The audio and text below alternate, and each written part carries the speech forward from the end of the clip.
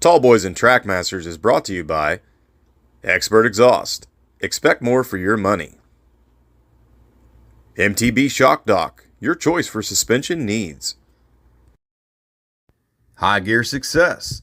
From helping racers get sponsored to motorsports event operation and promotion, shift your passion into high gear. Miracle Works Detailing. No cars too dirty.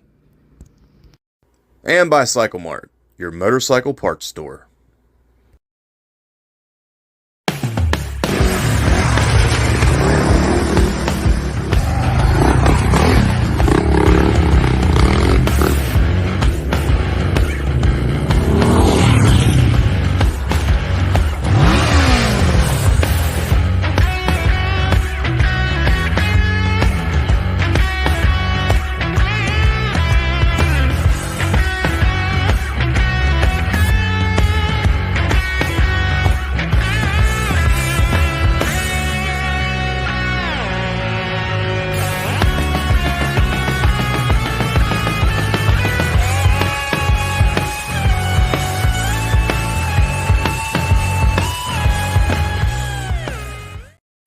What is going on, ladies and gentlemen? Welcome back to another episode of Tallboys and Trackmasters. Good to see everybody out there tonight. Oh, here we go. So before we get started, slight change of plans. Unfortunately, Andy had a family emergency and wasn't able to join us this evening, so we will reschedule that for later down the road. But,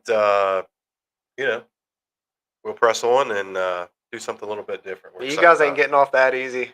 We're still going to be here, and you're still going to have to listen to us drone on for an hour. But, yep.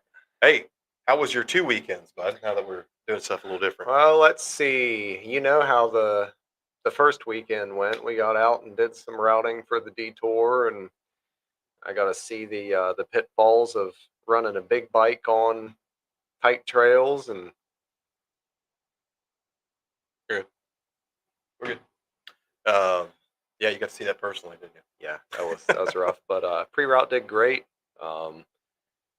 Feeling really good for this riding season. Yeah, and just really in tune with the bike, and really, I don't know, just doing a really good job of reacting to varying terrain and all that stuff. So on the A game this year, so to speak. Yeah, knock on wood, buddy. You sent me some pictures of your shenanigans here this past weekend. Yeah, so I was fortunate enough this past weekend. Shiloh and I went to do some camping. We took Trail 90, and absolutely fantastic. She got that little magazine cover pic of me moving some wood around, and she got some seat time on it, which was the main goal. Look at there. So what? Yep, awesome. She did really, really well. Cool. Just kind of riding, and it's like a little field with some some ups and downs and this and that, and yeah, she just did a really, really good job, and it makes me excited. At some point I want to get another one of those things. That one's licensed, and I'll have a second one that's licensed, and we just go around on national forest or whatever with 14 combined horsepower and have a good time. But that bike really shocked me. There's some really rough spots out where we were. It's my hunting lease, and I was absolutely amazed at how well that thing hooked up for having 2.5-inch wide tires and 7 horsepower. So continues to be something really fun to ride. Yes. Well, you were speaking about being on your A game, knock on wood. You did. I did. A tree root. Yeah, about ripped my calf muscle off. And as I was sitting there thinking about that, and with some recent news that happened just yesterday, I just want to take this time to tell everybody that's out there watching that likes our show and rides with us, or just rides in general, guys. I don't think I can remember a year of riding that I've seen more of my buddies get hurt Yep. like seriously, seriously hurt. So please, if you're out there, keep your head on a swivel. We got too many guys out right now that their year's done for riding just because some freak things happen. Yep. Um, Stuff beyond your control yeah, for the most part. but it happens. And just a couple of examples. Chad Johnson getting hit on the MABDR trip with him and Nick. Yep. Yeah, You Nick know, too. thinking about both of those guys, Chad. Hang in there, dude. We're do anything we can for you. Hope you heal up Yeah. and get back out there. Yep. Absolutely. Brian Holmes tearing his knee up. Yep. Um, And so Brian and waiting on some MRI results. So yeah. we hope you heal up there too, buddy. That's And a long time to wait I know, for some MRI well, results. the typical great healthcare system that we have in the United States. Yeah. Waiting on everything until it's too late. Yep. And just yesterday, Jed Smith from Back Rows of Appalachia having an unfortunate accident. So he's currently in surgery right now, getting some stuff fixed. Yep. And we wish him well. And if you guys would like to help Jed out, his wife has let us share this. There's a Venmo link that you can follow, scan on your phone to figure that out. Or if you just want to do it personally, there's a pay request with the information there to help him out in his time of need. So Jed's a great guy. He's done a lot for the off-road community in this state, yep. and he needs some support. Yeah, hang in there, buddy. We hope you you do well. So on the topic of everybody staying safe, I want to walk things back. We did that episode regarding like using a dual sport in a city or something like that. And I brought up one of the downsides of riding is it can be mentally exhausting to be constantly surveying your surroundings, multiple times a second for possible, somebody pulling out in front of you or a deer coming down off hill or something like that. And the other side of that is, and this isn't specifically to the guys that we know that have been injured, but you know, it's easy to get complacent. You log a lot of seat hours, trouble free. You don't, you go some period of time without an idiot pulling out in front of you, or something like that. You know, you tend to get a little complacent over time, and it's just really important to just like James said, keep your head on a swivel, be constantly trying to anticipate what is going on in your surroundings to the best of your ability. Yeah, well said, man. Well said. I just it unfortunately is a part of the hobby. It's a part of the sport. Yeah, but it seems like it's hit closer to home this year than it ever has. So yeah, I hate seeing that. yep, yeah. It's a little bit different when it's things beyond your control. Right. Which I mean, I guess most wrecks are stuff that was outside your control. Unless you're trying to take an Africa Twin up Fetterman Hollow, that's probably in my control, right? Well, it was very much in your control right up until it wasn't. Yeah, that was the problem. But yeah, don't do that.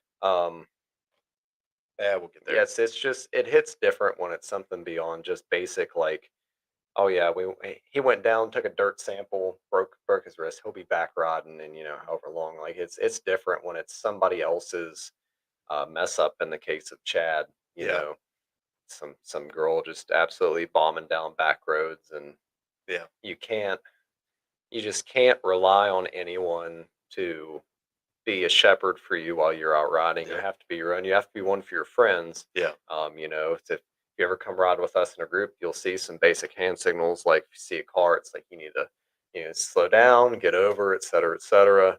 Yeah.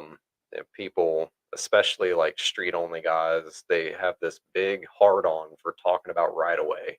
I had right away. There's graveyards just filled with folks that had right away. Yeah. It doesn't matter if you had right away or not. It's what you need to do to make sure that you're riding safely. Yeah. So, that's great points there. Well, let's get into the meat and potatoes of tonight's episode, and so kind of last minute deal a little bit. We had to switch gears, but we'll get through. And I think I talked to you about this earlier. Saw an article that was very interesting, and it was describing what is fun, what are the different types of fun. Yeah, and they broke it down into 3 different categories. And as I was reading this article, I was like, you know what, this relates to dual sport riding and what we do so well that we have to talk about this. But And another point that you brought up, and with something that we've already talked about a little bit in a previous episode, though, but dual sport riding is fun, and there's so many factors that dictate what kind of fun that is. Yep. But one of those is your group dynamic. Yes, Um, absolutely. so let's talk about that a little bit before we kind of break down the different types of fun and how it's defined. So for me, you know, I have the most fun when I'm out riding with not necessarily a really tight small group, but not something that's big either. Um, like what we went and did this past weekend, that was a great size. Right. Especially for me, you get a bunch of guys that have a um, you know, similar skill level, or the guy with the lowest skill level is enough for the terrain you're going to be on, so you don't have to worry about somebody getting in over their head or something like that. Um, Similar skill level, similar pace. People want to get the same thing out of the ride. Yeah. I think that's something that frustrates a lot of people. Is you'll have enduro guys going, get stuck on adventure style rides and vice versa. So having this expectations set for what kind of ride you're going to go out on, like terrain, mileage, et cetera, et cetera. That's really helpful. But at the same time, I've no issue with if there's a slow rider in the group, because for the longest time I was, I was there, right? Yeah. Um, no problem with hanging back with somebody or something like that. But as long as someone's not getting in over their head and having type 4 fun, which we'll Yeah. we'll get into here later. Yeah. But man, just being able to share that experience with some people, that's where you get your stories. Yeah. Because otherwise you're just like, talk about doing a solo rider. It's like, man, you just gotta believe me. Yeah. You Yeah. just I promise. Yeah. I promise I actually went and did this. Yeah. I was Uh, down that road 100%. yeah. Versus yeah, I can attest to the fact where you took your Africa twin Yeah. and all this. So Yeah. that's one of the biggest things for me is the camaraderie, the group dynamics, and we can kind of talk about, you know I think we have in the past. Every group kind of settles into their own little, Right. like, everyone's got their own little role. Somebody always ends up being mama hen, Yeah. right? Yeah. I think it was like episode 39. We Yeah, kind of went into that, yeah. but yeah. Somebody always kind of naturally just ends up as a trail leader. Yep. It's somebody's always kind of sweep, Yeah. like the guy at the back. Thank you, Fred. Yeah. Thanks, Fred. Um, Thanks for eating everybody's dust for yep, years. And yep, probably getting multiple sinus infections, but we appreciate yeah. it. If anybody has air filter maintenance questions, ask Fred, because Yeah, he's he can help put you like out. 400 hours on a KTM 500, absolutely bathing that thing in dust. Yeah, it takes all kinds. Yep. I think that our core group of guys pretty much fit every different category that we've talked about. Yep. Um, and you'll find that in most groups that stick together. Whether it's a big club or just a loose knit group of guys that ride. There's somebody in each group that fills each one of those roles. So yeah, I think that's a great point. Let's talk about the different types of fun. And this study, the way it was broken down, it's to me it's interesting. I hope it's interesting to everybody else. So, type 1 fun. So it's broken down into type, and where you added type 4, which we'll talk about here in a little bit. But type 1 fun is defined as an activity that was fun while you were doing it. It was memorable, and not only that, it was super fun when you think back on it. Yep. So not only is it fun for you, it's fun for everybody else that was involved, and it's a good story afterwards as well. So it's fun for everyone else that you tell that story Yep. to. I can think of a lot of rides that we've done that fall under that category. I can too. A lot of the more adventure style rides that we've done have definitely fallen in that category, especially like non-serious stuff. And I've talked about it in the past that I like to mix things up. This past weekend, very non-serious, almost bear on a unicycle type fun on the Trail 90. But the weekend previous to that was going out and doing hard loop routing and, like, you know, actually pushing to get over terrain and Yeah. and stuff like that. Yeah. I really like variety. Yep. I've taken some little adventure esque trips on my Kawasaki. Now I got 50/50 tires on it, and I just like to mix things up. It's just like you don't want one do it all bike. you don't have to have one do-it-all riding style. You can derive your fun from different different types of riding. Yep, and I can say, on that same token, like I've been on rides where it's been nonchalant, chill. Maybe it's just me or maybe another person, and it's been just a blast. Oh Like, yeah. there's a lot of different factors. Didn't have any bike problems. The weather was perfect. The terrain was good. There was no close calls with traffic or wildlife or Yep. anything like that. Yep. Um, and just off the top of my head, when I went out by myself and did the scouting for the intermediate loop coming up, great. I could not ask for a better day. Yep. It went great. The route was perfect. Like, just one of the most fun times I've Yeah. had on the bike. And then on that reverse side, other than hurting my leg, doing the memorial or the pre-running or the 304 with you guys, Yeah. like, that group was so interwoven with the same, Yep. wants, needs, and speed level. Like, we weren't waiting on each Yep. other. We were doing some pretty hardcore And stuff. we weren't this is something I'll talk about too. We weren't like way beyond comfort level. Yeah. We weren't into like the type 3, type 4 stuff. It was, it was familiar in the sense that we knew what we were doing. We were all keeping good pace through everything, which that really helps when you're trying to establish a general idea of the amount of time it's going to take for riders to get through it. Yeah. Because you always have your absolute A class guys that smoke through it like it. Why do we even bother laying this out, right? And then there's guys that like more of a challenge. They're a little bit lower on the skill level and like that challenge, which I really respect. And it allows you to establish a mix, Hmm. kind of trying to serve everybody a little better. I think also when you have these type one fun style rides and you're talking about them afterwards to the fact, I think they also help bring the new people in They do. to They see do. how good of a time that you're having, and then it's easy for them to have that Yep. same type of good You time. want So we've talked at length about the barriers to entry for young people to get involved in this hobby, be it financial or otherwise. Um, you don't want to throw a really green rider in a Type 3 fun or Type 4 fun, right? Yeah.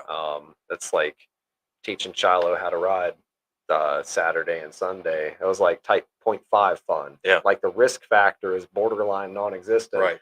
The sole goal is to just get a feel for it, get better, um, and just get a little seat time in. Right. It's very non-serious. So sometimes there's a mentality of like, oh yeah, we're gonna put this new guy through the ringer, right? Well, then he doesn't want to come out and ride with you again. And I'm not saying baby somebody into oblivion because then they're never going to improve as a rider. But Mhm. there's a balance to be struck. Yeah. Somewhere in there. Yeah, and I think that's our easy loops that we put together for the Yes. 304, or a good fashioned Tom King ride, Yeah. kind of defines itself as that type one fun. So that it's enjoyable for everybody. It was memorable, and it was a good story afterwards. Yep. Like, you couldn't ask for a better combination of things to happen to make it such a good time for everyone involved and people that weren't involved. So Yep. Agreed. that's kind of the definition of type And one fun. and rides aren't stuck being one type of fun. You Oh, might you might go through all four point. stages in a single ride, Yeah. depending on what you're getting yourself into. Yeah. And it can be as simple as dropping down off the backside of a mountain where the sun never touches and it's all clay mud. Yeah. Or something like that. Yeah. Things can change quick. There is a level of unpredictability once you start straying from adventure type riding on gravel and whatnot. And I getting more into the woods, things change rapidly. Yeah, and I could think of like multi-day rides that we've done where one day was type Yes. one, the next Yes. day may have been type 3, 4. Yep. Like, not very fun. So we'll get into that. But just off the top of my head, some bigger group rides that we've done. I would say last year's 304 detours, smooth as it went, was type one for a lot of people. Um, Most of our Brandywine trips have been type one, save for a couple of years. And we'll get into that as well. The Flint Ridge dual sport ride, the last year I got to do it, Yeah, definitely type one fun. absolutely bummed I missed the last iteration of that. Yeah, Good thing you keep bringing it up. I like to. I like to. That hurts. So let's go into type 2 fun. So type 2 fun is, you know, it, and it's an experience where while you were doing it, it didn't seem that fun. But looking back on it, Yep. you realize, okay, that actually was pretty fun.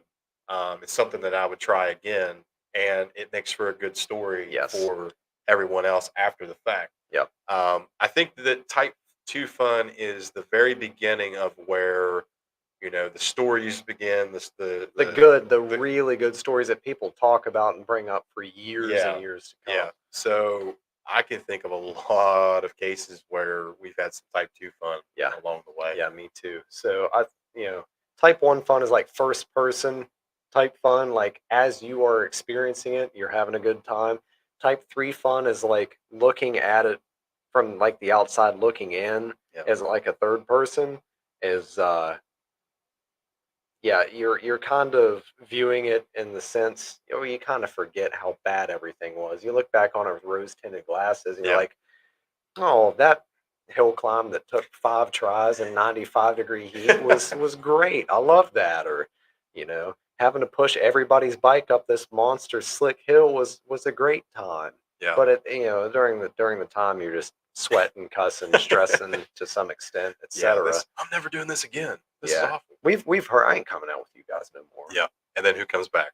The type 2 fun Yeah. type of people. You get addicted. Yeah. Yeah. That's a good Yeah, point. you get addicted. Um, I also think that once you start doing some type 2 style fun rides, that's probably where you were talking about that comfort zone gets you get past the threshold of your comfort zone. Yeah. So maybe it's not completely dangerous. Yep. You're in over your head a little bit. That's where you're really going to start learning your skills, Yep. honing your skills, and start to thrive as a rider. Yeah, that's one of the biggest benefits about riding in a group is um, it's not going to save you from putting your bike down, but in the event that you do and you have either a mechanical or a rider breakage, there's people there to help you.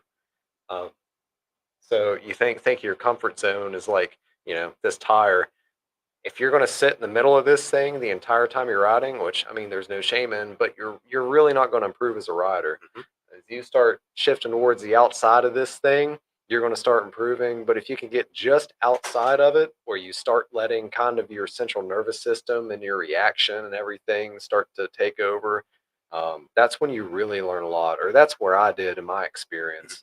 Mhm. Because when I first started, I had to put conscious thought into like every throttle movement, every clutch movement, brakes, body positioning, this, that, the other. But the more you get out of your comfort zone and the more you challenge yourself as a rider over various types of terrain, obstacles, etc., your brain kind of doesn't have to think as much when you're doing like simpler Mhm. stuff. So once you've hit some, pretty obnoxiously hard single track or trails, everything else is just like a zen mode. Yeah. I mean, it's really one of my favorite parts of riding now is just you just feel at peace at home doing stuff that used to be absolutely nerve wracked to Yeah. go over.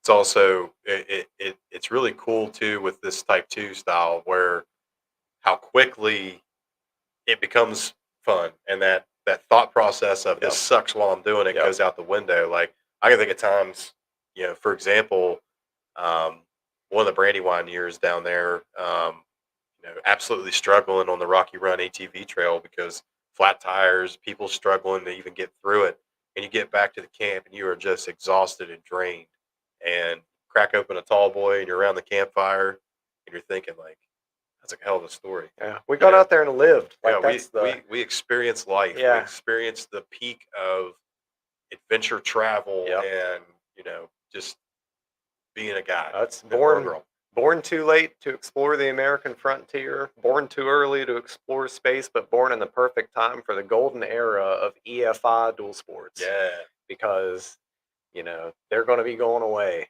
yeah, if all these legislators get their way. But riding outside of your comfort zone to some extent's great. And then out here is like riding above your head, and this is where you're most likely to get hurt. But I've also gotten hurt by just thinking I'm just going to go out and want to be really non-serious about this. I'm just going to kind of, putt around, and your mind's not in it, your body's not locked in. You don't have that amount of adrenaline and stuff in your system that's heightening your reaction times and everything.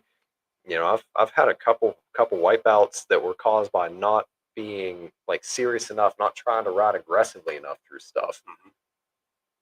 Yeah, it could definitely make an effect on you if you're Yeah. not, in the game and you're not Yep. mentally sharp. So, and then basic repair has fallen to type 2 fun. Yeah, I think that's a good point. Yeah. Yeah. So like Yeah. me and Arthur running out of gas on our Coalfields ride, right? That's one of my favorite stories. Is we were both on our KTM 350s, the stock size tanks, which is like 2 gallons, let's say. Mhm. And we skipped out on some gas because it was 89, and we were supposed to be running 93 because it's like a 13 or 14 to 1 compression ratio. And big regret. But I mean, had we gotten gas, we wouldn't have gotten cool stories. So what happens? We were on some strip mine property. I ran out first, and Arthur continued on. We poured some gas out of your bike Mhm. into my bike, which was an adventure in and of itself. Yeah, I think But Dan Farnsworth got a great picture of yeah, me, Fred, and Luke, I think, lifting up my bike almost upside down to get Yep. some gas Yep. out of it on that road. That was a Yep. really good picture. So first lesson learned is carry like a 4 or 5 foot length of 1/4 inch hose. Yeah. Period. So the real saving grace of that was there was a gentleman that was operating a service truck that was kind enough to give us a Prestone antifreeze bottle that's filled with mystery octane gas, and that was what got us to Richwood. So Yeah. we'll say periodically, like, yeah, whatever gets you to Richwood, like, Yeah. it's just whatever gets the job done. Those- Sometimes it's 81 octane mystery gas Yeah. out of a service truck. It, isn't it funny how those sayings or, the inner workings of the group dialect Yeah, kind of come from that type 2 Yeah. fun experiences that's like what's cool is you get all these experiences and things that intertwine within your group that's unique to your Yeah, group. yeah. Like And- nobody else has got out and had that Yeah, experience. and you start talking about that different things, whatever gets you to Richwood, and if you got some new guys riding with you, and they're like, "What in the hell are you talking Yeah. about?" Then you get to relive it over again Yep. to explain what you're talking about. Yep. So I think that's also part of that storytelling element of Type 2 Yep. fun, where it's fun for everybody because they get to experience the whole thing over Yep. from a fresh set of eyes. Yeah, And bombing. I will say though, it seems like the more those stories kind of get told over and over again, they get embellished a little bit where some things are added and you're like, I don't know if that was the case at the Yeah. time, but Which it is. I mean, psychologically, it's human tendency. Every time you recall our memory, your mind is filling in like some blanks. right. Right. Yeah, the But fish always gets bigger in the Are you? story, Yeah. right? Are you saying I'm embellishing the Richwood story? I wouldn't think that one, but maybe some other ones. Yeah. So, and the other thing I've kind of thought of too while we've been discussing this is I think it's interesting, especially in the group dynamics, if you have a bigger group, how, you know, one person might be having type 1 style fun while the other guy's having type 3, type 2. Like, it's not the same experience Yep. for everyone. Yep. Exactly. Like, I can think, obviously, when you got your nickname of Aquaman on Kingsville Tunnel, that was not fun for you. That was definitely type 3 fun. Yeah. Where at the time it was terrible because I'm like, oh, cool, I just hydrolocked my bike and it's going to cost several $1,000s to do an engine rebuild on this thing, and it's the very start of the riding season. Yeah. Meanwhile, I think other guys in the group that day were like, "Man, this is a fun road. This is cool. It sucks about Trevor's bike, man. That really does suck. I'm having fun though. Yeah. Let's try to get him out of here. But that's I think it is interesting how it could be. Yeah, it is split up between different people. It is all relative. Yep. Or you get a guy that's a little bit greener and less experienced that's out on the trail. Everybody else is just riding something they've ridden. I mean, how many times have we been up through White Day, Oh, for yeah. instance, versus a guy that's never been there is probably on the type 3 threshold. This is insane. It's Yeah. like, we ride this every weekend. It's getting boring. Yeah, it's Yeah. like this is a water crossing. It's a little bit deeper than the rest of them. You stay a little bit to the right because there's a big rock right there. Yeah, Like their you just eyes are kind this of, big. yeah. Yeah. Or they just dump their buddy's Husky 350 in it, Oh, and yeah, that was bad last that's type 4. year. Type 4 fun. Yeah, and that's a good point too. As your experience grows and you're familiar with the terrain that you're riding a lot, that your situation or your style of fun can change compared to somebody else. I know one problem that putting on the 304 detour kind of presents, and it has for the last going on 4 years now, Yeah. is by the time we get done laying this track out, we have ridden it so much Yeah. that we're absolutely I don't even sick of want to it. ride it again. No, ever again. And you have so many people coming up to you, and they're experiencing that type one fun. It's Yeah. fun for them in the moment. It was fun while it was going on. It was fun to talk about, and then at the same time, it's like, yeah, we're kind of sick of it. Well, I'm glad you guys had a good time, but man, you can only do something repetitive so many times before it doesn't become fun anymore. Yep. So, all right, let's move on to type 3 fun, and we'll kind of do a subcategory of type 4 from Yeah. this. So, type 3 fun was not fun while it was happening. It was not fun thinking about or recalling afterwards, but it's a good story.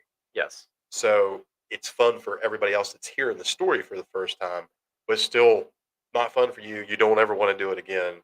Yep. And I think, according to the study, this said that this is where a lot of bargaining happens um, while it's happening. You're making deals with God, You or try to rationalize. You go through the stages of grief. Like I went through that when I sunk my KTM, and you know, which luckily it ended up being fine. That was, I don't know, 80 hours ago or something like that. yeah, But yeah, there's a lot of bargaining. There's a lot of swearing, placing blame on the person that brought you there. yeah, Um, another situation that I was in, we went and did your birthday bash, which yeah, in hindsight, had I been a better rider at the time, would have been a fantastic ride. And there were a lot of parts I really enjoyed, but yeah, I really started to like heat stroke out at one hmm point. I just couldn't keep enough water in me, couldn't keep enough electrolytes. You get frustrated, your mind's not working right, your muscles aren't reacting like they're supposed to. You start making dumber and dumber mistakes, and every time you pick that bike up, you get a little more tired. yeah, And that's a light bike. yeah. That's 255-pound KTM 350 or something like that. So it really does add up. But yeah, that's there's some stuff it's a good story. There's not really any experiences that I can think of that really fall under like I didn't have any fun at all, but hmm it's good. It's a good story for somebody else. Yeah, and if you have these types of experiences, it really puts a damper on you ever wanting to attempt anything like that again. Yeah, especially like getting in way over your head and getting hurt Yeah, or something like that, or catastrophic bike damage or yeah. something like that. That really takes the wind out of your sails. I can think of a couple of instances. Honestly, just recently, our Memorial Day ride, the Yes. wild loop of that. I don't want to do that ever again. That Yeah. sucked. It was awful. Yeah. All We that mud. yeah, Well, we had a horrible rainstorm come through the night before. yeah, I know. Yeah, that's when you got flooded out of camp. Yeah. So That was type 2.5 fun. while you're camping, yeah. Yeah. So I had, I think it was a 107-mile loop laid out, and we get to the first section of off road, and 50 feet in the trail, I've already wrecked because it's slick as hell. And the first hill climb we get to is awful. It's Yep. nothing but clay. There's Yep. no traction. Everybody's spinning out. We got a bike, blow a radiator hose apart. And then it just starts snowballing after that. And I think that's another thing to think about is type 3 fun does usually have that snowball factor where Yep. there's a multitude of things that go into making it not a fun experience at Yeah. all. If you immediately have an issue or something like that, put the damper on the ride. That's It's not going to get any better. it is difficult to come back from that. It's like when we went in the Coalfields ride, we rode for however long and like just pouring rain. Yeah. Pretty much everybody's rain gear soaked through. It was just not great. And then you ride the rest of the time like that. Yeah. It's like when you first get in the woods and the first hill you guys come to, you're pushing bikes, and that was like the easy hill for the day. Yeah. It's hard to want to continue on knowing that it's just going to continue to get a little worse with each thing. And there is a level of embrace the suck, right?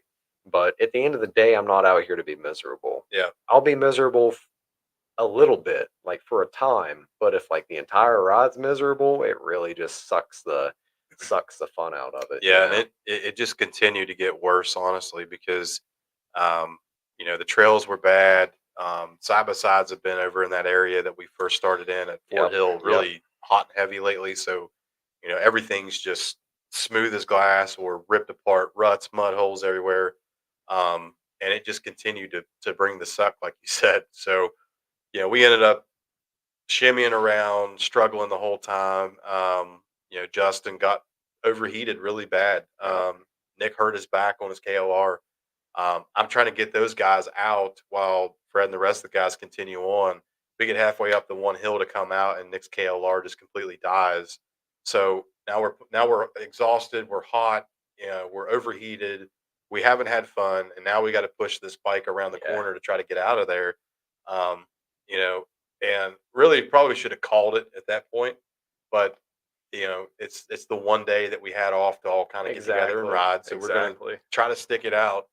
And at the end of the day, Fort Hill, that section that we usually run is only like 8.7 miles. Yeah. It took us 3 hours to do that. And then we didn't get even half of the route that I wanted to do done just because we struggled so bad.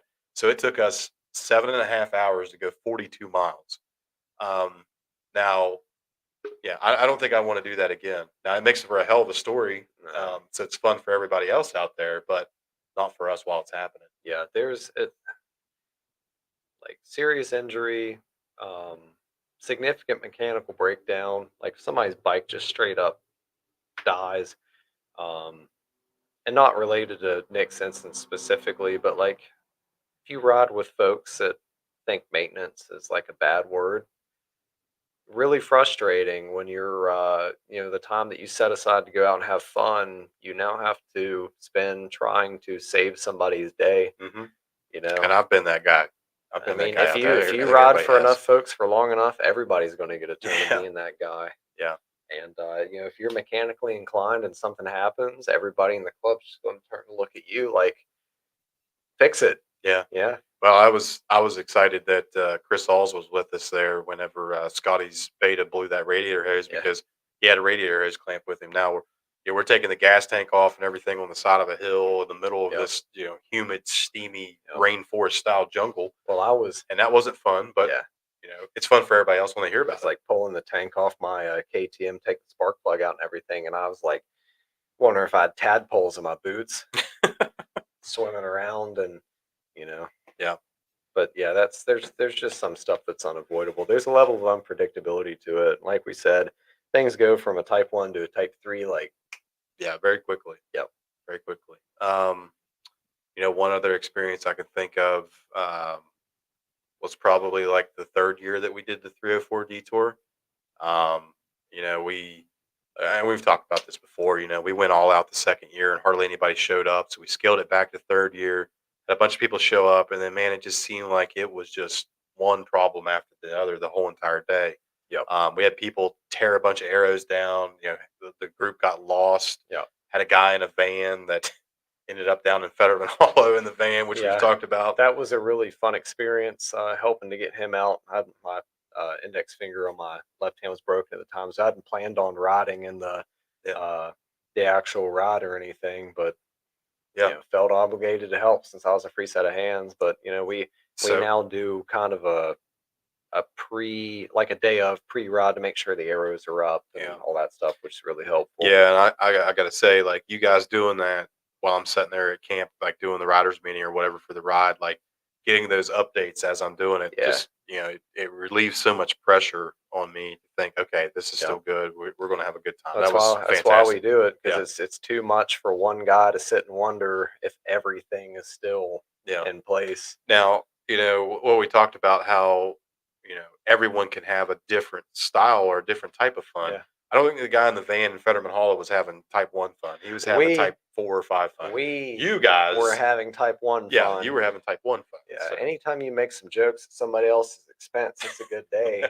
So we were very fortunate. That farmer just, he's like, yeah, well, you're not the first person to do this. We'll cut the fence. And he was nice enough to pull the guy's van out with a tractor with, yeah. very, very minimal damage. Mhm. But, I was pretty thankful for a couple years experience with doing Jeep winch Yep. recoveries and trap recoveries. That really helped improve things with getting that guy out of there. But, very interesting story. Yeah. The last section I think we'll talk about is like type 4, which You I can't didn't even call it fun it's not fun. anymore. It is not fun. It's not fun for anybody involved. This is like life or death Yeah, this is stuff experiences. you don't even like having to retell the story because Yeah. it you don't like the feelings it brings up, or I just kept joking about type 4 fun, but this is like this is your comfort zone or whatever. It's like crap your pants level Yeah. Yeah. Maybe somebody got seriously hurt. problems. Yeah. Um, I think that's where, in type 4, that's where a lot of lessons are learned. Yes. So like first year I went to Brandywine, I hurt my shoulder pretty bad. I was type 4. Yeah. Of course, now that's pretty healed up. I just kind of make jokes about it here and there, but It takes a long time to maybe even relegate that type 4 back to a type 3. yep, Like it needs, yeah, it's too soon. yep. Um, Or but like, some people have the ability though to go through something like that and immediately use their sense of humor to make it fun. yeah, Like I can think of Chad. Like, Chad got hit by a car, and the dude's cracking jokes like 6 hours after it happened. Like it takes a yep. certain special type of person to be able to do something like that. But it's probably not fun for And anybody involved, honestly. cracking jokes and cracking bones. Yeah, seriously.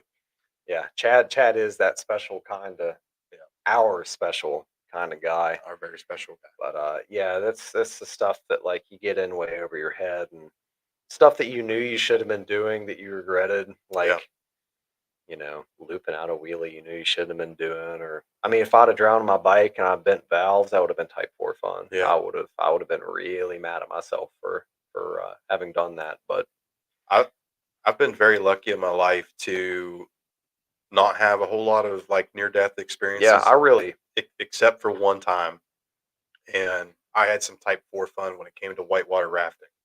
yes, And I don't think it's something that I would ever do again. And it honestly gets me to the point where, like, even going to like Valley Falls or a fast moving body of yeah, water, getting close to that starts to freak me out a little bit. yep, Went on a whitewater rafting trip for my brother-in-law's bachelor party. And I've never done anything like that before. Was super excited, super stoked about it. Um, we get out on the water, and it's our guide's an older guide that hasn't done this for a long time, and he's trying to train a new person on how to do it. He's not really paying attention and telling us what we need to be doing to have a good time or have type 1, type 2 fun. And I remember him specifically saying that we didn't want to hit this one rock when this was on the lower gully. yeah. And it Which is a was, very rough section of yeah, water. it's right after it was gully season, so the Yeah, dam was just open, like it's yep, intense. And I think it was on the rapid they call Kicking Screaming Hell, and which appropriately named. So I remember him specifically saying that we didn't want to hit this one rock off of what they call in whitewater rafting hydraulics. So yep, it's where the water is flowing off the rocks. And what happens? The guy's not paying attention. We get into the whole entire situation completely sideways in the boat, hit the rock. I fall out, and my other brother-in-law, Travis, fall out. I got sucked under the water 6 times, and on that fifth time, I literally was making my peace with the Lord that I was dead. I was going to drown. This was how I was going to die. And lo and behold, I get thrown up out of the water, out of the hydraulics, and I'm choking to death, trying not to, throw up. yep. I'm alive, and I get thrown up into the boat. Well, when I get pushed up into the boat, my pinky finger gets stuck in the webbing, and I don't know if you guys can see this. I've got a really jacked up pinky finger from that. Completely dislocated thing, 90 degrees. Um, He went that away. yeah, it was awful, Yeah, and popped it back in, taped it up. still have 6 hours of rafting to go. This is like in the Yeah. beginning of the day. But that experience has really changed me to I don't think I'd ever go whitewater rafting again. Yeah, You I know? used to do some whitewater kayaking when I spent a lot of time down in Elkins, and didn't really have one particular really close call. But at one point, I just kind of remembered back on things that could have went bad, but Yeah. I didn't really have an appreciation for it at the time. Because I'm 28 now. I was probably like 21, 22 then. Your frontal lobe and stuff's just not developed. Your little voice of like, "Hey, dummy, this is dangerous," isn't entirely developed yet. Which is why I wish I would have started riding a lot earlier. I'd be a better rider if it wasn't for my little voice holding me back. But yeah, at one point, like, is this it kind of washed down like this little eddy or whatever, and then it's like a 6 foot drop over some falls, which isn't terrible, right? um my kayak clipped a rock under the water and like spun me around. I went off it backwards, Yeah. and yeah, we were wearing helmets and life jackets and all that junk at the time. But yeah, that really just kind of, because up until that point I felt like, oh, I got a pretty good handle on everything, and then that was just like God reaching down saying, no, you don't. Yep. No, you don't. Yep. So yeah, you getting type 4 stuff. That's when people get out of the hobby. Yeah. Um, which there's no shortage of. I mean, that's what my Kawasaki was when I got a hold of it. It had some dents in the exhaust, and the throttle tube broke, and this, that, and the other. I know that somebody had took a digger and sold that thing. So you get on marketplace, there's no shortage of low mileage bikes. It's like got some cosmetic damage that. Yeah. And my Africa Twin was the same way. Yep. You could definitely tell that thing was dropped, and the guy was in over his head with it and was done with it and wanted to get completely out of the Yep. riding. So that's type 4 fun might lead to some good deals now and then.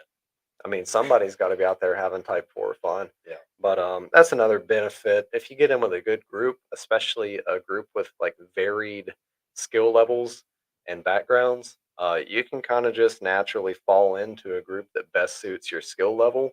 And then you can kind of pick and choose, where you want to go from there. Yeah. If you want to start going out with the guys that are a little bit harder, and I feel that we've always done a pretty good job of trying to get people up to snuff and Yeah. everything. And you guys definitely helped me You improve as a rider over the years. For sure. If you ride with us long enough, you can ask anybody. You will get to the point where you're Yeah, way you'll better of a either rider, you'll either improve or you'll quit. One or of we the won't see you again. 2. There's been both sides of that. Yep. So, Yeah, I agree. yeah, like we was talking, it's something interesting.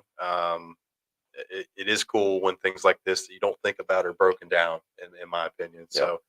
So, whether you're having, type 1, hopefully not type 4, but even up to type 3 fun, it's all part of the journey. Makes for good stories regardless, I think. Yep. So I agree. hopefully you can hear those kind of stories and maybe pick up for some things and learn some things from Yeah, people. go out and make some of your own. Yeah, for sure. That's a good point. Love to hear about your guys' stuff. If you've experienced anything like that, what kind of type fun was it? And love to hear everybody's riding Yeah. stories, honestly. Let's get into some industry news, shall we? First up on the docket, Sherco, French manufacturer, has unveiled its model year 2025 updates. The 125 to 300cc two-stroke bikes receive a new fuel tap position. I was getting caught on a lot of things like the KTM's and a new Sure. exhaust. The 250 to 500 four-stroke bikes have received a new Acropovic exhaust, a swing arm design, and new wheels. Nice. The dual sport models, so the 300 and the 500, are currently awaiting EPA and National Highway Traffic Safety Administration blessings to be street legal. Thanks a lot, there, government. The Cove 450 is now 50 state street legal. Which is amazing. It is. The Chinese company has successfully integrated itself to be street legal in all 50 states, including California. The California units will have a more restrictive ECU map and exhaust settings, kind of bringing the horsepower down just a little bit, from 52 horsepower down to 41. You can still buy the more hopped up version that has 52 horsepower if you're not in California. Race use only. Yeah. Right. The first batch of these are actually being shipped out to customers as we speak.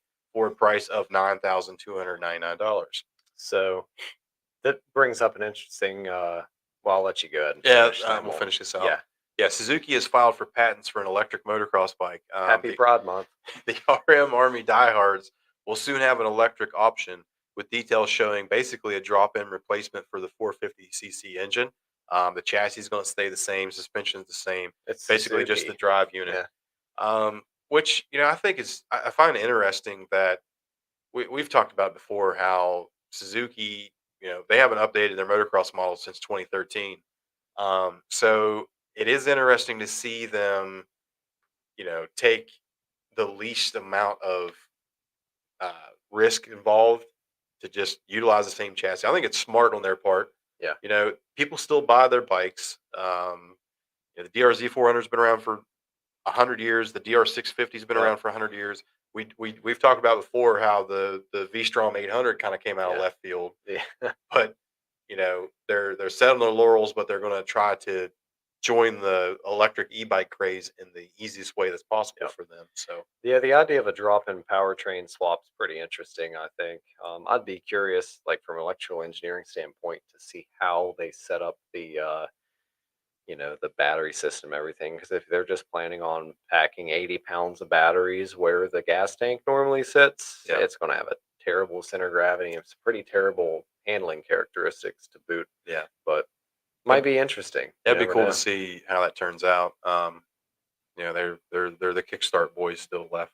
I mean, there's no shame in that game. I mean, No, Yamaha is still offering YZ 125s and 250s that are kickers. yep. So somebody's got to make bikes for men. Uh, Going back to the Cove point Yes. too, that is interesting that they went through all the trouble to get CARB certified in California. Yeah. That must mean that there's a market there, and it's worth the hassle of going through that. Or So maybe the emissions regulations for CARB are similar enough to the current EU emissions regulations that mhm, it wasn't a far jump. yeah, You know as well as I do, typically when a bike meets emissions, it just means we leaned it out to the point where it is just barely functional, but it runs so incredibly hot your header is going to be blue, yeah. right? So that's interesting. I don't know if anyone's developed an aftermarket ECU, like a Vortex or another company's put out an ECU for the Cove 450 yet. The the one thing I'll say following those guys is there was a gentleman from I'm going to probably get this wrong. I want to say it was in the Carolinas. His name is Joe Henner, and he was putting out some performance parts for the GPX line. He was doing such a good job at it that GPX hired him. So he's like their head, like That's aftermarket parts guy. that's an interesting. And I know that the dude was basically dyno tuning these bikes, and yeah, he's got some stuff out there to You're improve them. you're pretty much crowdfunding the development of your product. Yeah. You're building the plane as you're flying it in a sense. That's interesting. Something that's always been on my mind about planes. You know, to really get off subject here, I can test ride a car or a truck with a bad wheel bearing, a bad ball joint, Yeah. that kind of thing. How do you do that in an airplane? Well, somebody just had to take a work trip back and forth to Chicago. I just leave it up to God, man. just just pray, baby. Just pray. So I'll tell you what, the my engineering professor at Fairmont State that I like the best would have no concern whatsoever if one of his students was the one that had built the engines on the plane that he had to fly in, because the thing wouldn't even start. Yeah. Yeah, we wouldn't even leave the runway. I do remember seeing an excerpt somewhere about that. It was Yeah. the same thing. It was like the professor had let these guys engineer a train. Yeah. And he was the only one in the passenger compartment. They're like, "What are you talking about?" He's like, "It won't even start. I know these kids. They can't even make it start." So that's Yep, great. I exactly. love That's that. what inspired that quip. But yeah, I really just try not to think. It's really hard being somebody that's like involved in mechanical engineering, to just trust, Yeah, right? Because all these airline companies, their you MO is to maximize profit. How do you do that? Extending your maintenance interval as yeah, much as you can. And I don't know. That's why I try not to fly as much as I can. That's why we drove to Canada when Shiloh and I went fishing. So yeah. anyway.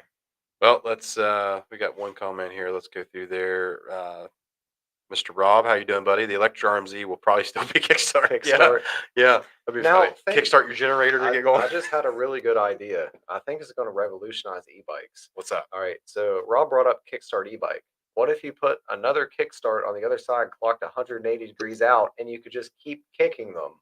Oh, and then like kind of alternate up and Yeah, down on each alternate side. up and down, and you could just have like a direct drive to the rear sprocket via Yeah. like chain or something like that. Yeah, We call it like, well, there's two pedals, so we'll call it the bicycle. bicycle. I like Yeah. that. That's a good What idea. do you think? You know, I think that's yeah, we should probably Yeah. invent that. I'll tell you what, I'm holding out for the electric penny farthing bicycle. I want that 8-foot tall front wheel and like that little tiny rear wheel. I'll be twirling my handlebar mustache. Bringing back the top hats. Yes. Yeah, we need to bring that back.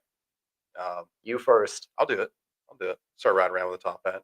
Hey, did you see the corn dog helmet that was on the Tallboys and Trackmasters Facebook? Don't tempt me, buddy. Which, by the way, I apologize once again. I can see up on our top little screen here that Facebook has updated some privacy policies to not let us stream to our own page again. After we spent 2 months unable to stream to it, and then we did everything that So that's another that Zuck told us we had to do, and now we're right back in Facebook prison. I'm telling you what, buddy, I'm at the point to find a new way to stream this stuff. I think it's at that point. We can't keep doing this. This really just feels like it's set up specifically to target small time content creators. Really is. Yep. So that's why it's streaming on my personal page and the YouTube. So catch it on there, I guess, till we figure out what the hell's going on with this. Speaking of which, in electric bikes, we talked about electric stuff. Let's get on with everybody's favorite part of the show. Had to lay her down. Did you run into some clippings? Did Barb take the kids? Well, Hoss, maybe you had to lay her down. Tonight's had to lay her down is something that I've actually had bad dreams of before, and I think a lot of people that have ever ridden have had this bad dream from time to time. This is from Crash Chronicles over on Instagram. This was making the waves there for a while, and I'm very impressed at how high this thing got in the air. So let's let this clip play. This is from a. Oh my god! Oh my god!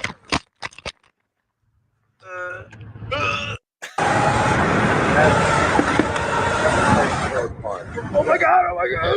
Right,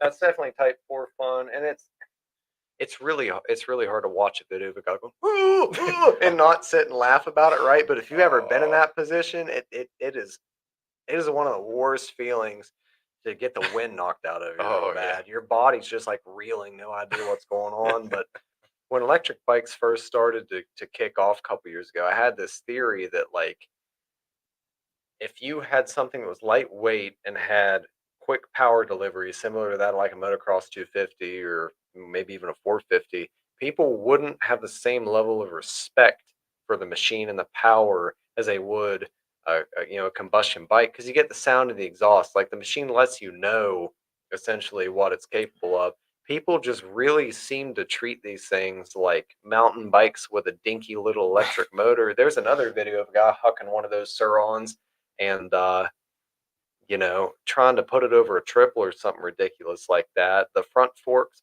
break. He breaks like both of his wrists going over the bars. And I mean, I guess it's the nature of riding that people are always going to be out there pushing the envelope, but I don't know.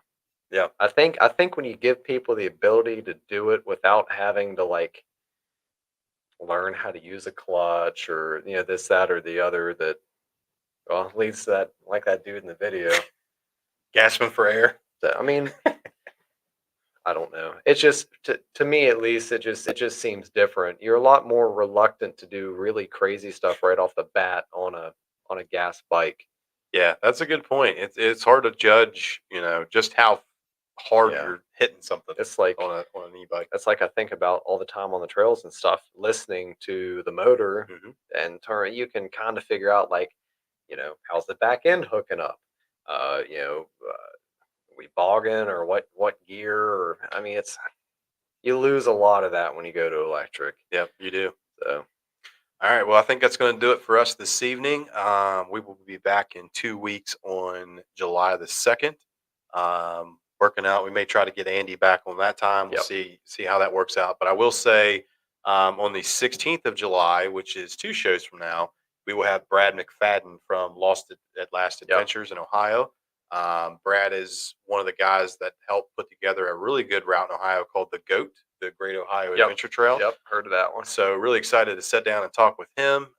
We appreciate everybody tuning in. We'll work on our technical difficulties with Facebook and try to get back on our own page. So Yep. with that being said, we appreciate everybody tuning in tonight. And as always, we'll catch you next time on Tallboys and Trackmasters. Thanks, everybody. See you guys.